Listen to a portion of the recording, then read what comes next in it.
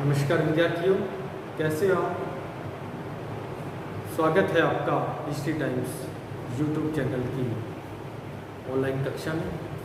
आज हम पढ़ेंगे literary sources of Indian history, Bharat के इतिहास को जानने के लिए साहित्यिक स्रोत। इससे पहले हम भारत के इतिहास को जानने के लिए जिन स्रोतों का अध्ययन किया था वो थे पुरातात्विक स्रोत, जिसमें जो भी पत्थर से संबंधित या हार्ड मटेरियल की जो चीज़ें थी उनका हमने अध्ययन किया था। इसके बाद विदेशी यात्रियों के द्वारा लिखी हुई किताबें जो भारत में आए, उन्होंने प्रत्यक्ष या अप्रत्यक्ष रूप से भारत से संबंधित जानकारियाँ अपने ग्रंथों में, अपनी पुस्तकों में लिखी थी, उसके बारे में पढ़ा। और अब हम पढ़ेंगे भारत से संबंधित, हमारे देश से संबंधित साहित्यिक स्रोतों। साहित्यिक स्रोत वे स्रोत थे जो कि लिखित रूप से या मौखिक रूप से किसी न किसी रूप से संकलित, किसी भाषा के रूप में उनको संकलित किया गया था, जो हमें तत्कालीन समाज की सामाजिक, आर्थिक, राजनीतिक और धार्मिक दशाओं का वर्ग के बारे में बताती है। हमें उस समय की धार्मिक दशा, आर्थिक, राजनीतिक आदि स्थितियों के बारे में अवगत करवाती है। तो ऐसी स्थिति, ऐसी जो स्रोत है, उन स्रोतों को हम क्या कहते हैं? उन स्रोतों को हम साहित्यिक स्रोत कहते हैं। तो सबसे पहले साहित्यिक स्रोतों में जो सबसे महत्वपूर्ण है वो है वेद। वेदों की संख्या 4 और सबसे बड़ा जो वेद था वो वेद था ऋग्वेद। वेदों की संख्या 4 है और वेदों की रचना काल का जो समय माना जाता है वो माना जाता है 1500 से लेकर 600 ईसा पूर्व। 1500 से लेकर 600 ईसा पूर्व तक का जो समय था वो वेदों की रचना का समय था। सबसे बड़ा वेद जो है वो ऋग्वेद। देखिए, ऋग जो शब्द है वो ऋग से बना है। ऋग का अर्थ है ऋचा, ऋग का अर्थ है ऋचा। ऋग्वेद में लगभग 10,500 मंत्र, 10,500, लगभग 10,500 मंत्र है और 1028 सूक्त है। 1028 सूक्त है। ऋग्वेद में 10 मंडल बताए गए। ऋग्वेद में 10 मंडल बताए गए हैं। ऋग्वेद के 10वें मंडल में, ऋग्वेद में के 10वें मंडल में वर्ण व्यवस्था का जिक्र। ऋग्वेद के 10वें मंडल में वर्ण व्यवस्था के बारे में बताया गया। ऋग्वेद के बाद हम पढ़ेंगे सामवेद।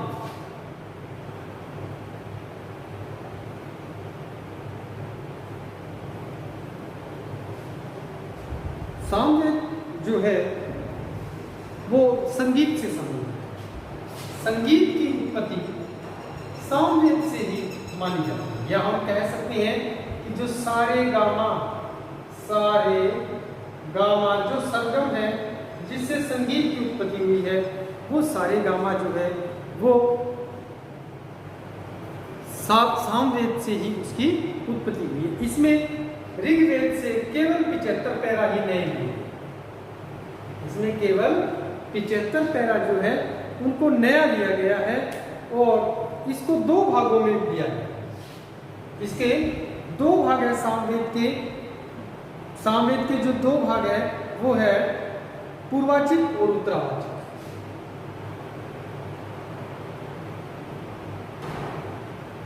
उत्तरावाचिक और पूर्वाचिक।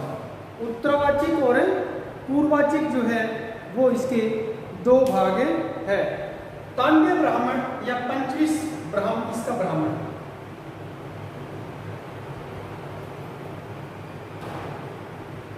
तांड्य ब्राह्मण या पंचविश ब्राह्मण जो है वो इसके ब्राह्मण है। देखिए ब्राह्मण क्या होता है कि वेद जो थे उनको समझना, ग्रहण करना काफ़ी कठिन होता था। तो वेदों को समझने के लिए जो उसकी हेल्प बुक होती थी, उसी हेल्प बुक को ब्राह्मण कहते हैं। जैसे कि आजकल हम पढ़ते हैं तो एक तो टेक्स्ट बुक हो गया, और टेक्स्ट बुक के अलावा टेक्स्ट बुक को सरल रूप में जो प्रस्तुत करती है उसकी हेल्प बुक है, उसकी गाइड है। तो उसी गाइड के रूप में ये ब्राह्मण थे। इसके बाद देखिए ऋग्वेद, सामवेद और अब है यजुर्वेद।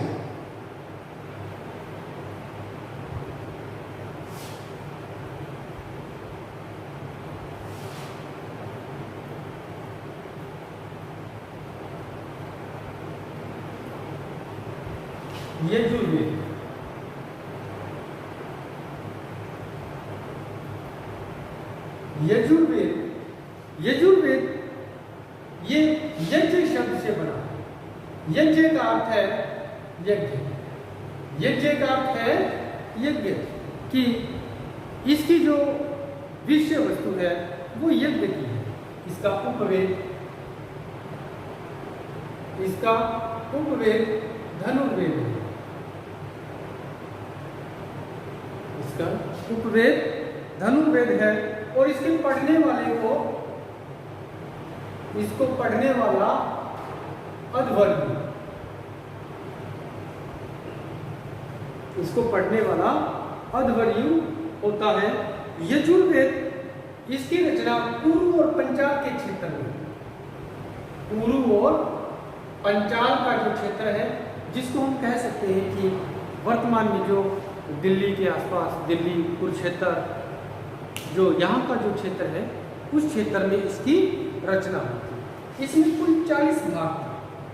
इसमें कुल 40 भाग या अध्याय थे, और इसके जो 40 भाग थे उसको 2 भागों में बांटा गया। एक तो कृष्ण यजुर्वेद,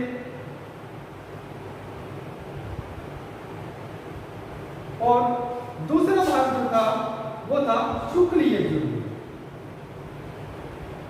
कृष्ण यजुर्वेद और शुक्ल यजुर्वेद। जो शुक्ल यजुर्वेद है उसी को वार्ष्णेय संहिता भी कहा जाता है।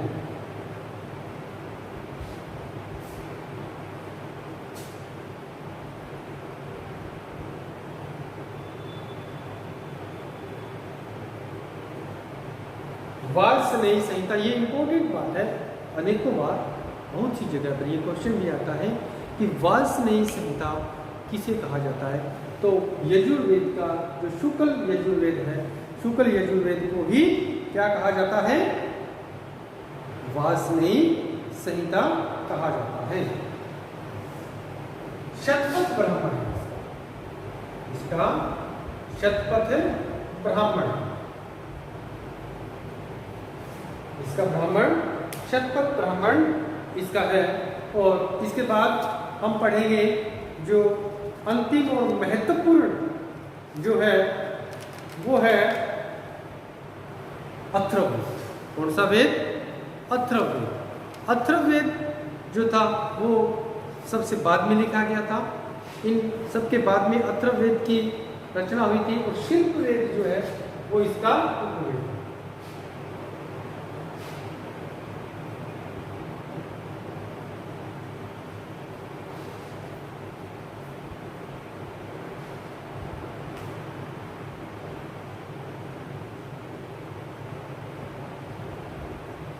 अथर्ववेद इसका जो है वो शिल्पवेद इसका उपवेद है। अथर्ववेद, शिल्पवेद, और पढ़ने वाला इसका अथर्वा। पढ़ने वाला इसका क्या है? अथर्वा, और ब्राह्मण है इसका गोपथ। गोपथ इसका ब्राह्मण है। यजुर्वेद का जो अथर्ववेद का ब्राह्मण है वो गोपथ है। इसमें 20 अध्याय, इसमें 20 अध्याय और 6000 इसमें 20 अध्याय एवं 6000 मंत्र है। शौनक और पिपलाद इसकी 2 शाखाएं हैं। शौनक और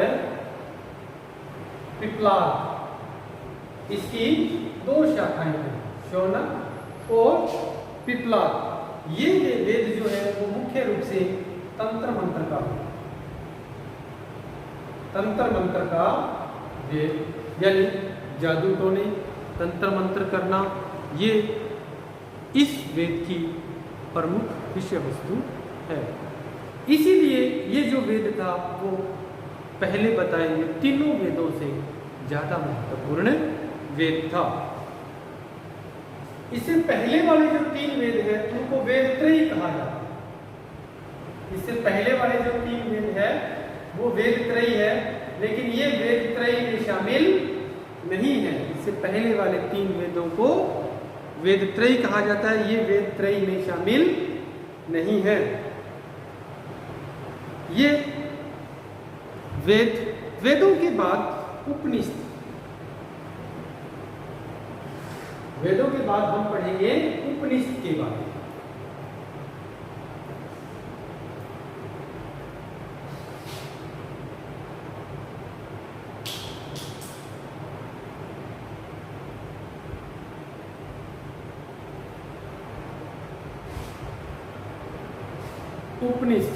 उपनिषद वो साहित्यिक स्रोत या साहित्यिक रचनाएं होती थी। जब जंगल में या किसी जगह पर गुरु के समीप उसका शिष्य बैठकर रचना करता था तो उसको क्या कहते थे? उपनिषद। उपनिषद जो है उनमें से मुख्य उपनिषद जो है वो मुंडकोपनिषद।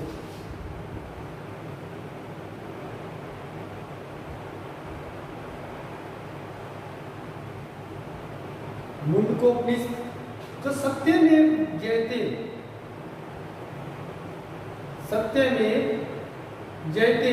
हमारे देश का जो आदर्श राष्ट्रीय वाक्य है सत्यमेव जयते, वो मुंडकोपनिषद से ही लिया गया है। इसमें ये कहा गया है कि यज्ञ फूटी नौका के समान है। इसमें ये कहा गया है कि यज्ञ फूटी नौका के समान है। इसमें यह कहा गया है कि यज्ञ फूटी नौका के समान है। क्यों? क्योंकि इससे पहले यज्ञों को ही मोक्ष प्राप्त करने का एक अल्टीमेट सोर्स माना जाता था कि सबसे अंतिम सोर्स जो है वो मोक्ष प्राप्त करने का केवल यज्ञ है। लेकिन उसके बाद में उपनिषद जब आए तो उपनिषदों में क्या है, यज्ञों की पूरी तरह से पोल खोल दी। उन्होंने कह दिया कि यज्ञ एक फूटी नौका के समान है। हम यज्ञ अगर कर रहे हैं तो हम ऐसी नौका में बैठे हैं जो फूटी हुई है, जो हमें कभी न कहीं किसी न किसी जगह पर हमें लेकर डूब सकती है। उसके बाद है मांडुक्योपनिषद। मांडुक्योपनिषद में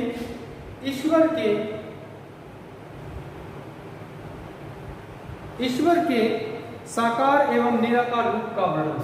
ईश्वर के साकार एवं निराकार रूप का वर्णन है। ईश्वर के साकार और निराकार रूप का वर्णन है। प्रश्नोपनिषद।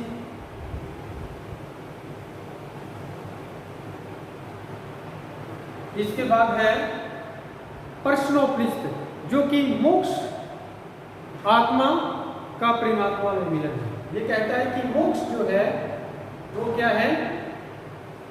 आत्मा का परमात्मा में मिलन। आत्मा का परमात्मा में मिलन जो है वही मोक्ष है।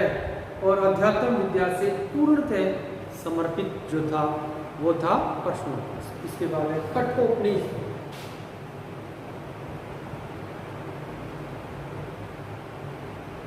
कठोपनिषद नचिकेता की कहानी जो हम पढ़ते हैं कि नचिकेता ने अपने गुरु के लिए क्या किया था, गुरु और शिष्य की कहानी है। नचिकेता की कहानी और ओम ओम की जो ध्वनि है हिंदू धर्म में, उसी ओम की ध्वनि और नचिकेता की कहानी जो है उनका वर्णन कठोपनिषद से मिलता है। ज्वालोपनिषद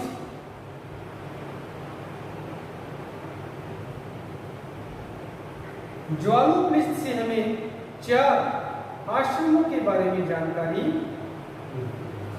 4 आश्रमों की जानकारी हमें ज्वालोपनिषद से मिलती है। इससे चौथे ज्वालोपनिषद से 4 आश्रमों की जानकारी मिलती है, जैसे संन्यास आश्रम और गृहस्थ आश्रम और ब्रह्मचर्य आश्रम। इस तरह से जो 4 आश्रम हैं, उन चारों आश्रमों की जानकारी जो है हमें कहाँ से मिलती है? ज्वालोपनिषद से प्राप्त होती है। इसके बाद ईशोपनिषद, ये ईशोपनिषद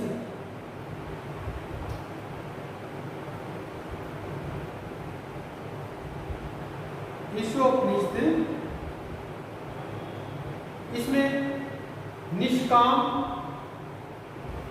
कर्म या गीता का सिद्धांत, जिसको कहते हैं निष्काम कर्म या गीता का सिद्धांत जो है, निष्काम कर्म या गीता का सिद्धांत वो जो है वो यहीं से ईशोपनिषद से ही लिया गया है। वृहद अरण्यक उपनिषद, इसके बाद है वृहद अरण्यक उपनिषद, जो कि सबसे बड़ा उपनिषद है। उसके नाम से ही पता लग रहा है वृहद, जो कि बहुत बड़ा है। वृहद अरण्यक उपनिषद। और उपनिषदों के बाद में हम अध्ययन करेंगे लौकिक साहित्य का। उपनिषदों के बाद अध्ययन करेंगे लौकिक साहित्य का।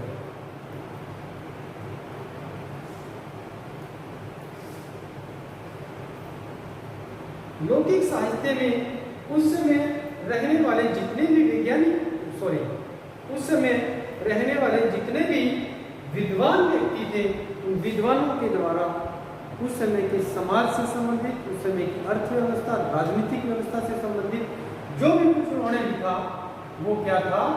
लौकिक साहित्य।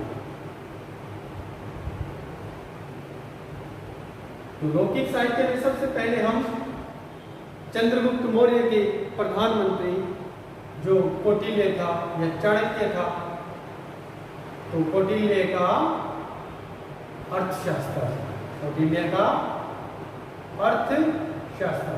वास्तव में जो कौटिल्य का अर्थशास्त्र था उसका विषय अर्थव्यवस्था से संबंधित नहीं था, बल्कि वो एक राजनीतिक ग्रंथ था। राजा को क्या करना चाहिए अपनी प्रजा के लिए, राजा के क्या कर्तव्य है, राजा का क्या धर्म है, राजा को किस प्रकार से प्रशासन करना चाहिए, कितना कर लेना चाहिए, यानी राजतंत्र से संबंधित एक जो ग्रंथ है वो था कौटिल्य का अर्थशास्त्र, जो कि हमें मौर्य काल की बहुत ही अच्छी जानकारी प्रदान करता है। मौर्य काल की जानकारी का सर्वोत्तम जो हमारे पास स्रोत है वो है कौटिल्य का अर्थशास्त्र। कौटिल्य का जो अर्थशास्त्र है वो चाणक्य के द्वारा लिखा गया। चाणक्य कौन था? चाणक्य जो था वो चंद्रगुप्त मौर्य का प्रधानमंत्री, या हम कह सकते हैं कि उसका वजीर था, या उसके राज्य में सबसे बड़ा जो पुरोहित था वो था कौन? कौटिल्य या चाणक्य। इसमें 15 अधिकरण थे। इसमें 15 अधिकरण, मतलब हम कह सकते हैं कि ये 15 भागों में विभाजित था। ये कितने भागों में विभाजित था? 15 भागों में विभाजित था। इसके अलावा विशाखदत्त का मुद्रा राक्षस,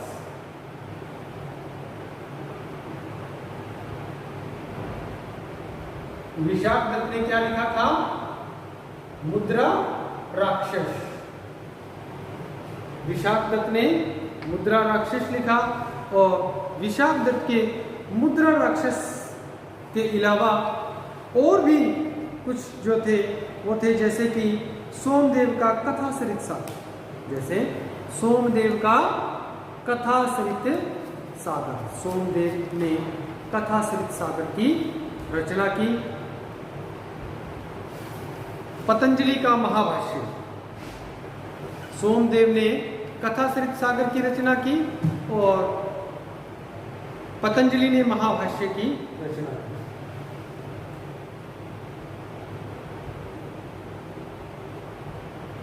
सोमदेव कथा सरित सागर, पतंजलि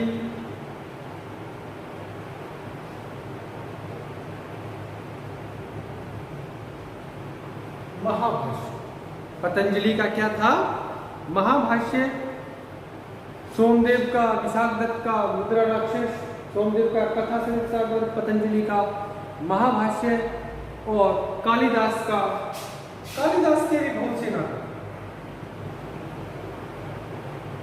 कालिदास का जैसे अभिज्ञान शाकुंतलम है, मालवी का अग्निमित्रम है, अनेकों जो कालिदास के नाटक थे, उन कालिदास के नाटकों को भी लौकिक साहित्य में एक महत्वपूर्ण स्थान प्राप्त है, जो कि हमारे साहित्यिक स्रोतों का एक महत्वपूर्ण अंग है।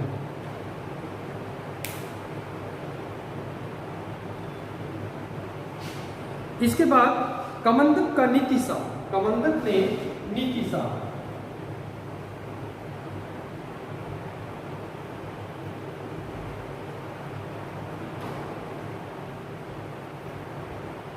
कमंदक का नीतिसार और कमंदक का नीतिसार और सोमेश्वर का रसमाला तथा कीर्ति कौमुदी। सोमेश्वर ने क्या लिखा था? रसमाला और कीर्ति कौमुदी। और शूद्रक का मृच्छकटिकम, शूद्रक का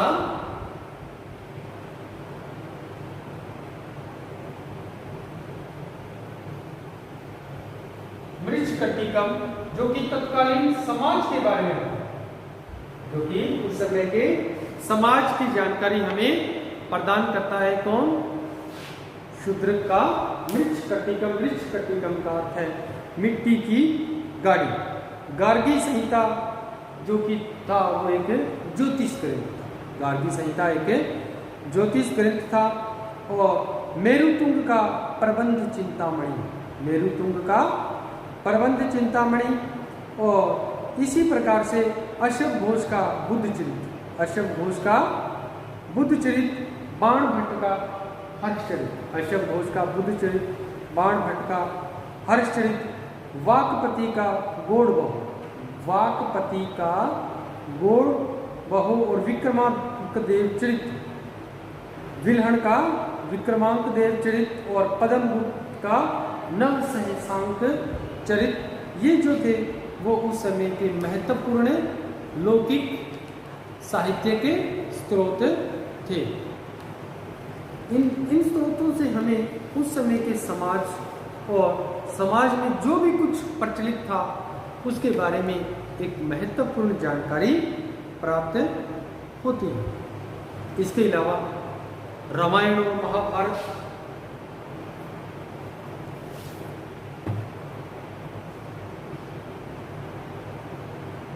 महाकाव्य में हम देख सकते हैं कि रामायण और महाभारत से भी हमें उस समय के समाज की अनेकों प्रथाएं जो थी उनका पता चलता है, उनकी अर्थव्यवस्था के बारे में जानकारी मिलती है, उनकी धार्मिक व्यवस्था के बारे में जानकारी मिलती है। रामायण और महाभारत, इसके अलावा बौद्ध धर्म, बौद्ध धर्म के जो त्रिपिटक थे, बौद्ध धर्म के त्रिपिटक, विनय पिटक, सुत्त पिटक और अभिधम्म पिटक, त्रिपिटक, विनय पिटक, सुत्त पिटक, अभिधम्म पिटक, उनसे हमें समाज के बारे में और धार्मिक स्थिति, राजनीतिक स्थिति की जानकारी मिलती है। जैन धर्म, जैन धर्म के 12 आचारांक सूत्र, उनसे भी हमें बहुत सी जानकारी प्राप्त होती है। जैन धर्म के 12 आचारांक सूत्र, हेमचंद्र का परिशिष्ट पर्वन, उससे भी हमें उस समय की जानकारी प्राप्त होती है। तो हमें समाज के बारे में, अर्थव्यवस्था के बारे में, धार्मिक, राजनीतिक, सैन्य आदि जितनी जो भी बातें थी, उन सभी बातों के बारे में जानकारी जो प्राप्त होती है जिन चीज़ों से, जिन लिखित और लिपिबद्ध स्रोतों से जानकारी प्राप्त होती है, वो साहित्यिक स्रोत थे और बहुत ही महत्वपूर्ण स्रोत थे साहित्यिक स्रोत। देखिए, चाहे ये लौकिक साहित्य के रूप में लिखे गए हो, चाहे ब्राह्मण साहित्य के रूप में लिखे गए हो, चाहे किसी विदेशी यात्री का वृत्तांत हो, चाहे धार्मिक रूप से लिखा गया हो, लेकिन ये हमें समाज के बारे में महत्वपूर्ण जानकारी प्रदान करती है। और एक सबसे और महत्वपूर्ण जो था, ऐतिहासिक ग्रंथ।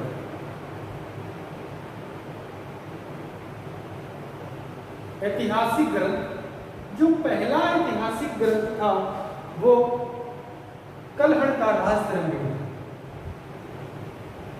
कल्हड़ का राजतरंगिणी,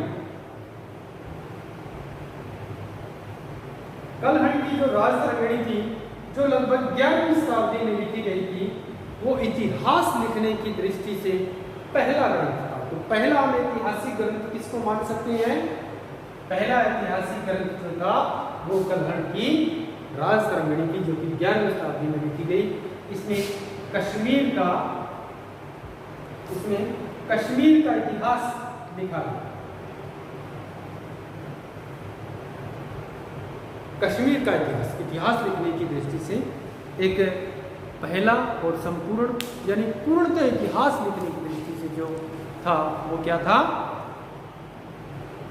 कल्हड़ की राजतरंगिणी जो थी वो पहला इसमें अध्याय था। इसके अलावा अनेकों स्मृतियाँ थी, अरण्यक थे, स्मृतियाँ भी जो थी, याज्ञवल्क्य स्मृति, मनु स्मृति, और अनेकों जो स्मृतियाँ थी वो थी। पुराण थे 18 जिनकी संख्या थी, वायु पुराण, मत्स्य पुराण, इनसे भी हमें उस समय की जानकारी प्राप्त होती है। पुराण मतलब प्राचीन जो कहानियाँ थी, उन कहानियों को लिपिबद्ध किया गया। तो वो लिपिबद्ध जो कहानियाँ थी वो क्या थी? पुराण। उनकी क्या थी? उनको पुराण। वेदांग है, वेदांग संख्या में 6 थे, जैसे